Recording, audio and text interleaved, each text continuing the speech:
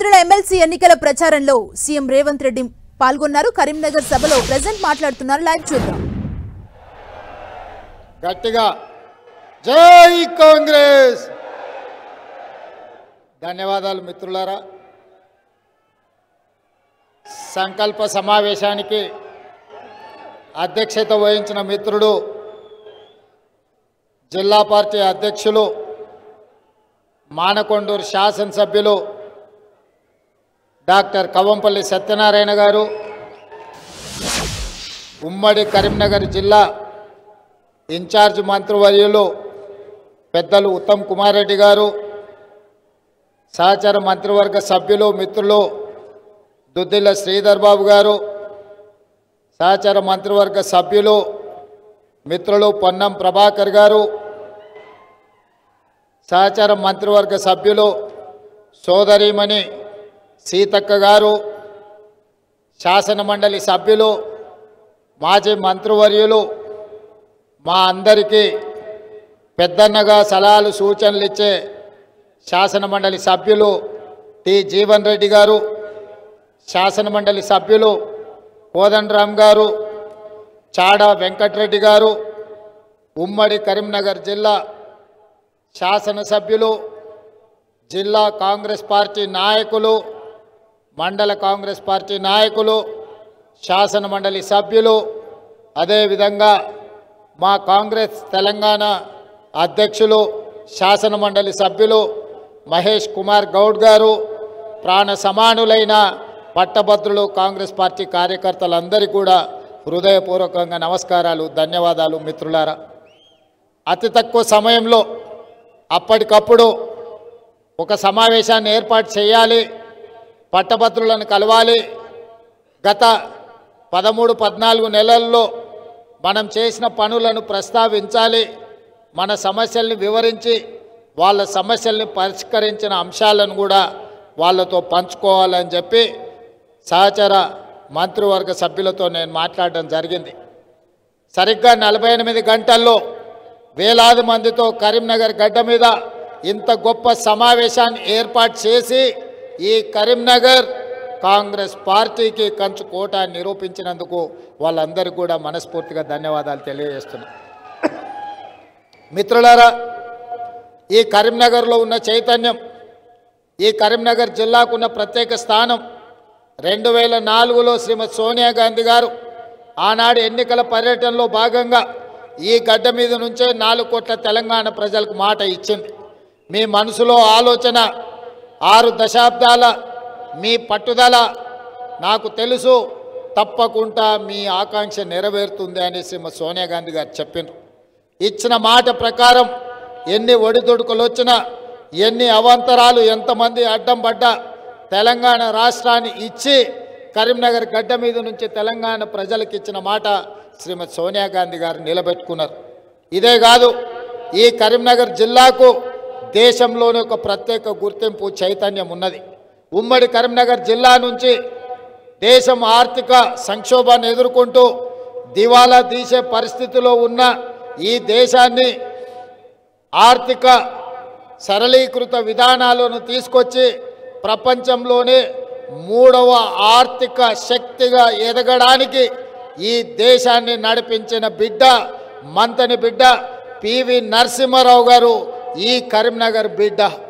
వీరే కాదు, ఈ జిల్లా నుంచి చుక్కారావు గారు, ఎం సత్యనారాయణరావు గారు, కాకా వెంకటస్వామి గారు, ఇలాంటి ఉద్దండులు ఎంతో మందిని అందించిన ఉమ్మడి కరీంనగర్ జిల్లా రాజకీయంగా చైతన్యమైన జిల్లా.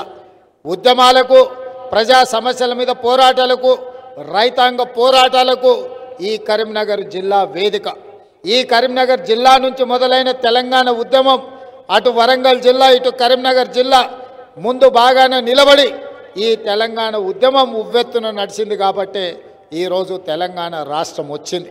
ఆనాటి తెలంగాణ ఉద్యమంలో అత్యంత క్రియాశీలక పాత్ర పోషించింది ఎవరయ్యా అంటే పట్టభద్రులు అని చెప్పుకోక తప్పదు.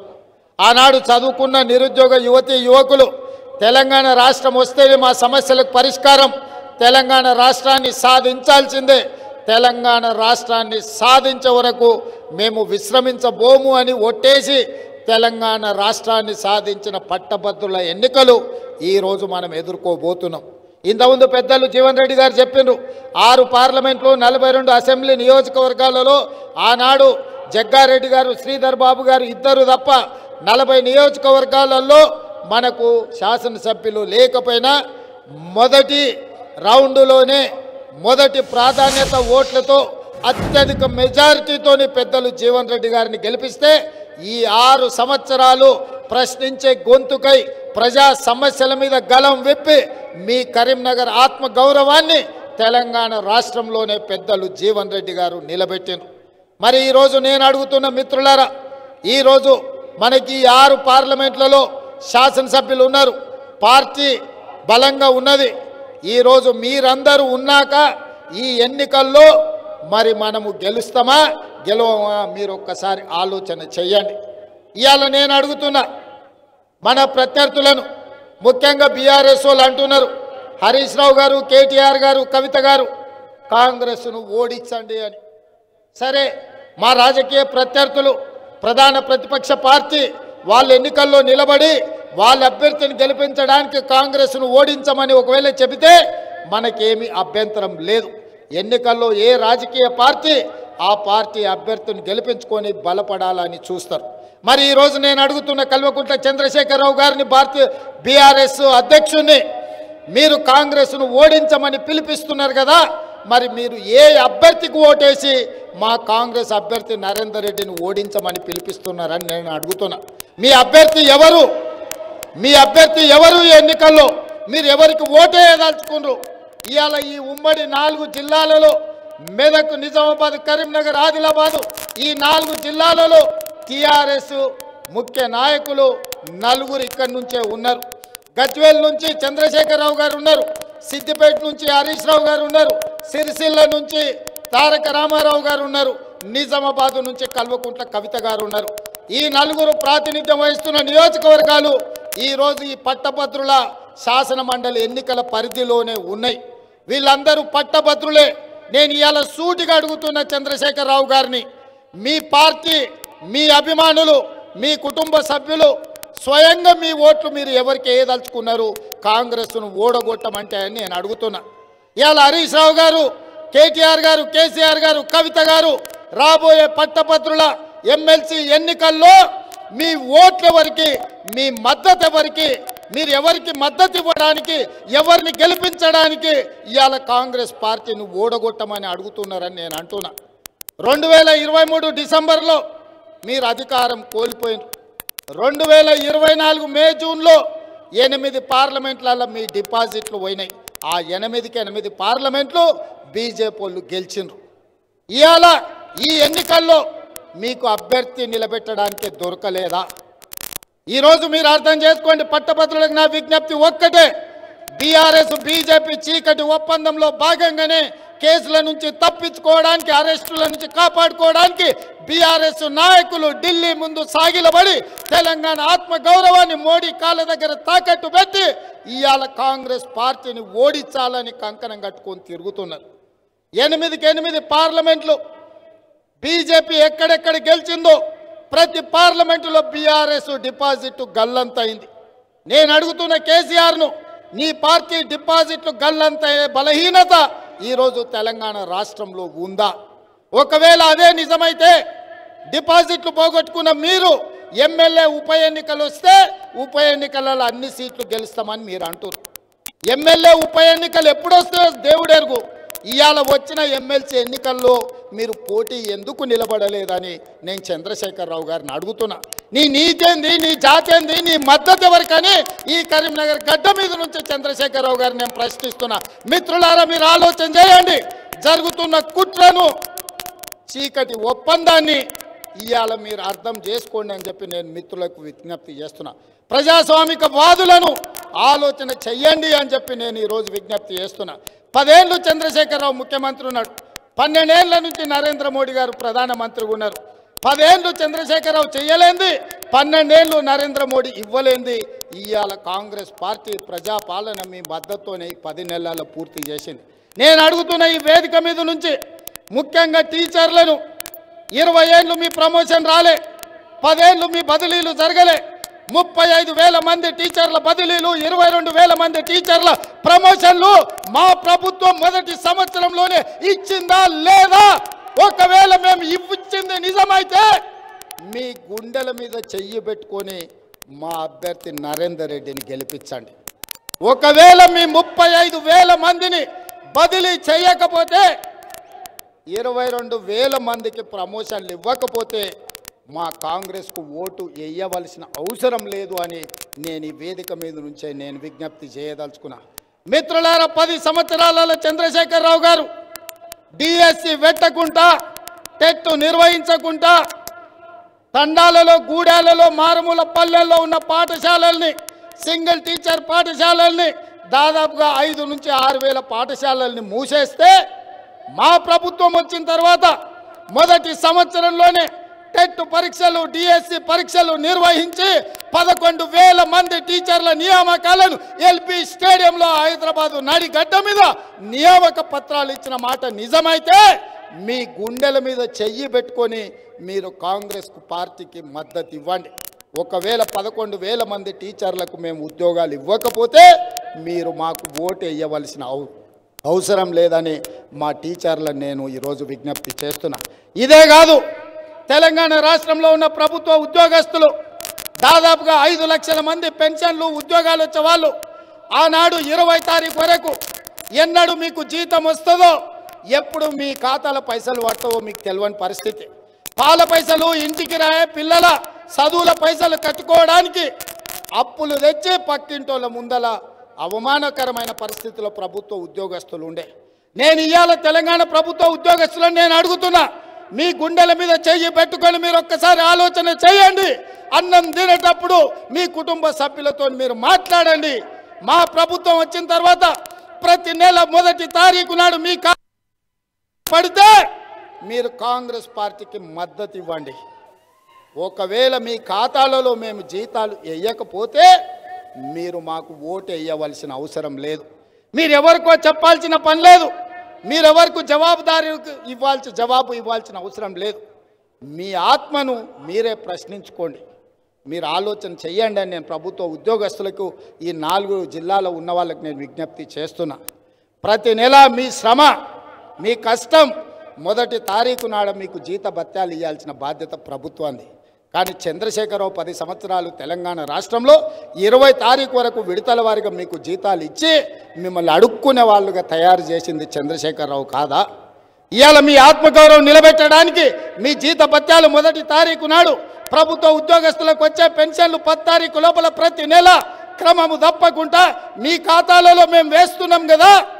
మీరు ఆలోచన చేసి విజ్ఞతతోని ఈ పట్టభద్రుల ఎన్నికల్లో మీరు ఓటు వేయండి అని చెప్పి నేను వాళ్ళని అడుగుతున్నా. ఇవాళ నేను అడుగుతున్నా, ఐటీఐలు ఒకనాడు 1956లో పెట్టిన ఐటీఐలు ఈరోజు అక్కడ శిక్షణ తీసుకొని బయటకు వస్తే సర్టిఫికెట్తో బయటకు వస్తుండ్రు. వానికి శిక్షణ లేదు, సమాజంలో వాటికి విలువ లేదు. అక్కడ డీజిల్ మెకానిక్ అని అంబాసిడర్ కారులో రిపేర్ చేపిస్తే బయటకు వస్తే బెంచ్ కారు ఉంది. అంబాసిడర్ కారులో పని నేర్చుకొని వచ్చి బెంచ్ కార్ రిపేర్ ఎట్టకెళ్ళి చేస్తాడు. ఇవాళ ఎలక్ట్రికల్, మెకానికల్, ఫిట్టర్, టర్నర్ ఇట్లాంటి ట్రైనింగ్లు ఐటీఐలో ఉంటే ఆ ఐటీఐల ట్రైనింగ్ పొందినోడు సర్టిఫికెట్ తీసుకొని బయటకు వస్తే నాలుకకు గీసుకోవడానికి కూడా ఆ ఐటీఐ సర్టిఫికెట్లు పనిచేస్తలేవు.